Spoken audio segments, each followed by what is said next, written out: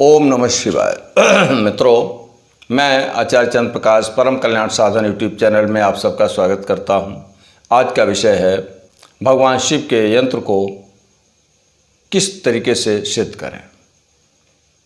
भगवान शिव के इस यंत्र से हमें क्या क्या लाभ प्राप्त हो सकते हैं, तो आइए अब हम इस पर चर्चा करते हैं। मित्रों, सबसे पहला लाभ इस यंत्र की स्थापना से, इसे सिद्ध करने से ये होता है कि हमारे अंदर जो भी काम, क्रोध, लोभ, मोह, अहंकार और माया का पर्दा पड़ा हुआ है, जो प्रभाव पड़ रहा है, वो समाप्त हो जाता है। दूसरा लाभ ये होता है कि ग्रहों का अनिष्टकारी प्रभाव समाप्त हो जाता है। तीसरा लाभ ये है कि सभी प्रकार की बीमारियां, सभी प्रकार के रोगों के विनाश के लिए और सभी प्रकार की कमजोरियों के लिए, उन्हें दूर करने के लिए इस यंत्र को सिद्ध किया जाता है। इस यंत्र को अपने पूजा घर में स्थापित किया जाता है। और अगला लाभ हमें क्या होता है? अगला लाभ ये होता है कि अगर हमारा कचहरी में कोई भी मुकदमा वगैरह चल रहा है, तो उसमें जीत सुनिश्चित करने के लिए भी हम यंत्र को स्थापित करते हैं। इस यंत्र की स्थापना से हमें भगवान शिव के किसी भी मंत्र को सिद्ध करने की सामर्थ्य प्राप्त होती है और वो मंत्र अतिशीघ्र सिद्ध हो जाता है। उसमें आने वाली बाधाएं समाप्त हो जाती हैं। हमारा बौद्धिक विकास तीव्र गति से होता है और तुरंत निर्णय लेने की क्षमता अत्यधिक अप्रत्याशित रूप से बढ़ जाती है। अब हम चर्चा करते हैं। ये तो मुख्य लाभ हमने बताए हैं। कितने लाभ होते हैं तो हम तो नहीं बता सकते, कोई भी नहीं बता सकता है कि इस यंत्र की स्थापना से हमें क्या क्या शारीरिक, मानसिक, बौद्धिक अथवा आध्यात्मिक लाभ प्राप्त हो सकते हैं। भगवान शिव की तो महिमा अपार है, जिसको कोई भी नहीं पूर्ण रूप से बता पाएगा। जो अनुभव में बातें आती हैं, हम लोग उसी को आपके समक्ष प्रस्तुत करते हैं,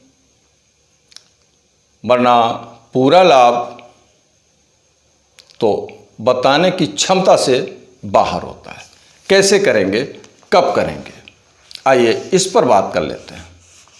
सबसे अच्छा समय महाशिवरात्रि है। वैसे होली, दिवाली, कोई किसी शुभ नक्षत्र में, शुभ तिथि में इसे सिद्ध किया जा सकता है और स्थापित किया जा सकता है। अगर ये तिथियां सन्निकट नहीं हैं और हमें आवश्यकता है कि हम शीघ्र स्थापित करें, तो फिर किसी भी मास के किसी भी सोमवार को इसको हम सिद्ध कर सकते हैं और इसकी स्थापना अपने पूजा घर में कर सकते हैं। कैसे करना है?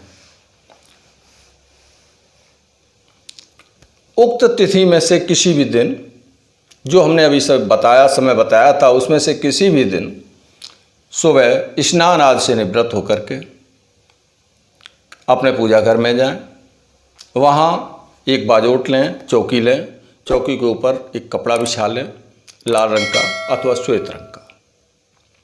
उसके ऊपर एक प्लेट रखेंगे, थाली रखेंगे, उसमें भगवान शिव की प्रतिमा रखेंगे और उसी के सहारे इस यंत्र को रखेंगे, जो हम बाजार से खरीद करके लाए हैं या हमने स्वयं निर्मित किया है। शिव यंत्र जो है तांबे के पत्र पर खुदा हुआ सबसे अच्छा माना जाता है, तो तांबे का ही लें। स्थापित करने के बाद हमें भगवान शिव को, उनकी प्रतिमा को और इस यंत्र को पंचामृत से स्नान कराना है। स्नान कराने के उपरांत श्वेत चंदन से तिलक करना है, दोनों प्रतिमा का भी और श्री शिव यंत्र का भी। अब तिलक करने के उपरांत हमें धूप और दीप प्रज्वलित कर लेनी है। प्रज्वलित करने के बाद भगवान की प्रतिमा को, भगवान को बेलपत्र अर्पित करने हैं, श्वेत पुष्प अर्पित करने हैं, कोई सी भी सफ़ेद मिठाई अर्पित करनी है और वही यंत्र को भी करनी है। इतना करने के उपरांत श्री शिव यंत्र का जो बीज मंत्र है वो है ओम नमः शिवाय। इस मंत्र का हमें 108 बार जाप करना है, कम से कम 108 बार जाप करना है। जाप करने के उपरांत हम अपने कृत्यों के लिए, जो हमसे इस कृत्य में जो भूल हो गई है, जो भूल हुई है, उसके लिए क्षमा याचना करेंगे। और क्षमा याचना करने के बाद भगवान शिव और इस श्री शिव यंत्र के समक्ष कोई सा भी उनका एक स्तोत्र पढ़ेंगे। स्तोत्र पढ़ने के बाद आरती करेंगे भगवान शिव की, और भगवान शिव की आरती करने के उपरांत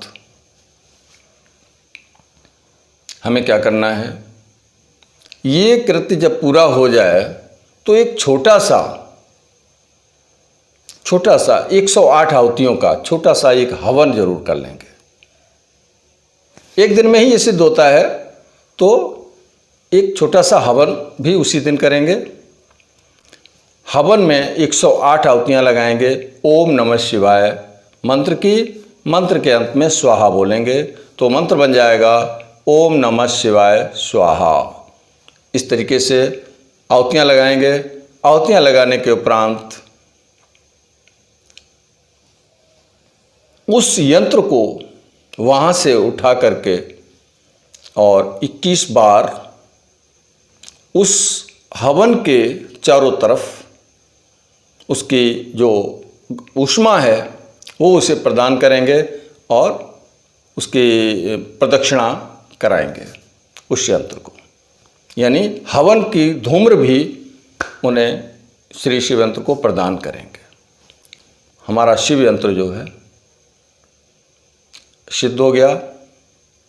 अब हम चाहें तो इस यंत्र को अपने पूजा घर में स्थापित कर दें, अथवा हम अपने पॉकेट में रखें। ये हमारी अपनी मर्जी के ऊपर निर्भर करेगा कि हम उन्हें कहाँ रखना चाहते हैं। जहाँ भी रखना चाहें, अपनी पॉकेट में रखना चाहें तो पॉकेट में रख लें। पूजा घर में स्थापित करना चाहें तो पूजा घर में स्थापित कर लें। मेरी सलाह ये है कि इस यंत्र को सदैव अपने पूजा घर में स्थापित करें, जिससे यदि हम भगवान शिव का कोई भी मंत्र, उनकी कोई भी साधना करते हैं तो हमें अप्रत्याशित रूप से लाभ मिलेगा और साधना के मार्ग में आने वाली बाधाएं भी इस यंत्र के प्रभाव से समाप्त हो जाएंगे।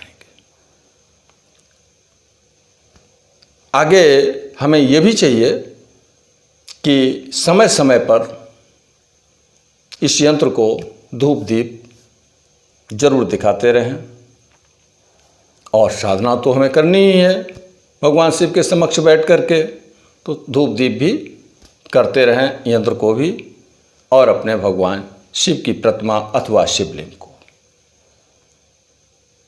हाँ, एक बात जरूर है जो भी छूट गई है कि प्रतिमा मैंने बोला है, हाँ अगर आपके पास शिवलिंग है तो शिवलिंग की स्थापना भी कर सकते हैं। शिवलिंग की कर लें या उनकी प्रतिमा की कर लें और इस यंत्र की स्थापना कर लें, तो हमारे पूजा घर में भगवान शिव की प्रतिमा या शिवलिंग या फिर चित्र भगवान का कांच में मढ़ा हुआ चित्र अवश्य होना चाहिए। साधना के लिए ये इनमें से कोई भी एक चीज़ अति आवश्यक है।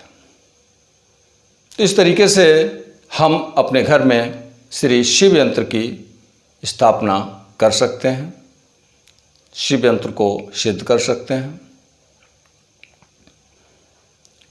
अगर इस संबंध में आपको कुछ पूछना हो तो आप हमें कमेंट बॉक्स में जाकर के कमेंट करके पूछ सकते हैं। बाकी वीडियो अगर अच्छा लगा हो तो इसे लाइक ज़रूर करें, शेयर करें। अगर चैनल पर पहली बार आए हैं तो इसे सब्सक्राइब करते हैं। आप लोगों के सहयोग के लिए, आप लोगों ने अपना अमूल्य समय देकर के इस वीडियो को देखा, इसके लिए हम आपका धन्यवाद करते हैं और अब आपसे विदा लेते हैं। अगले वीडियो में नई जानकारी के साथ आपके समक्ष फिर उपस्थित होंगे। तब तक के लिए ओम नमः शिवाय।